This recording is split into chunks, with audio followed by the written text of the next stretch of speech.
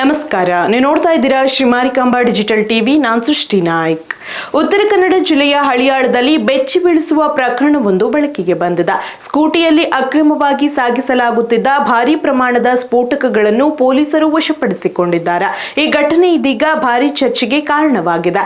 ಯಾವ ಉದ್ದೇಶಕ್ಕಾಗಿ ಸ್ಫೋಟಕ ಸಾಗಿಸಲಾಗ್ತಾ ಇತ್ತು ಎಂಬುದರ ಕುರಿತು ಪೊಲೀಸರು ಹೆಚ್ಚಿನ ತನಿಖೆ ಕೈಗೊಂಡಿದ್ದಾರೆ.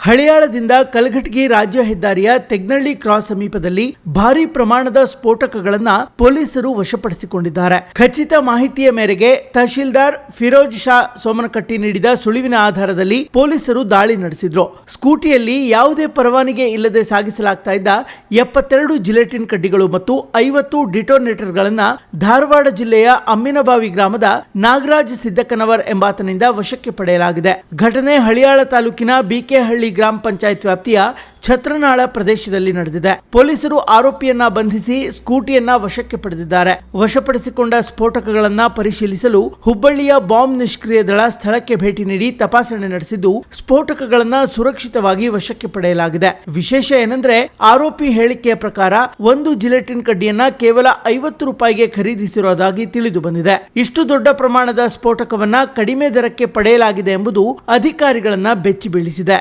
ಸ್ಥಳದಲ್ಲಿದ್ದ ತಜ್ಞರ ಪ್ರಕಾರ ಇಷ್ಟೊಂದು ಸ್ಫೋಟಕಕ್ಕೆ ಒಂದು ದೊಡ್ಡ ಕಟ್ಟಡವನ್ನೇ ಉರುಳಿಸುವ ಸಾಮರ್ಥ್ಯವಿದೆ ಎನ್ನಲಾಗ್ತಾ ಇದೆ. ಈ ಹಿನ್ನೆಲೆಯಲ್ಲಿ ಸ್ಫೋಟಕವನ್ನ ಎಲ್ಲಿಂದ ತರಲಾಗಿತ್ತು ಮತ್ತು ಯಾವ ಉದ್ದೇಶಕ್ಕಾಗಿ ಸಾಗಿಸಲಾಗ್ತಾ ಇತ್ತು ಎಂಬುದರ ಕುರಿತು ಪೊಲೀಸರು ತೀವ್ರ ತನಿಖೆ ನಡೆಸುತ್ತಿದ್ದಾರೆ. ಕಲ್ಲು ಕ್ವಾರಿ ಬಳಕೆ ಶಂಕೆ ವ್ಯಕ್ತವಾಗಿದ್ರೂ ಪರವಾನಗಿ ಇಲ್ಲದೆ ಸಾಗಿಸಿರೋದ್ರಿಂದ ಪ್ರಕರಣ ಗಂಭೀರವಾಗಿದೆ. ಈ ಸಂಬಂಧ ಹಳಿಯಾಳ ಠಾಣೆಯಲ್ಲಿ ಸ್ಫೋಟಕ ವಸ್ತುಗಳ ಕಾಯ್ದೆಯಡಿ ಪ್ರಕರಣ ದಾಖಲಾಗಿದ್ದು ಆರೋಪಿಯನ್ನ ನ್ಯಾಯಾಲಯಕ್ಕೆ ಹಾಜರುಪಡಿಸಲು ಕ್ರಮ ಕೈಗೊಳ್ಳಲಾಗಿದೆ.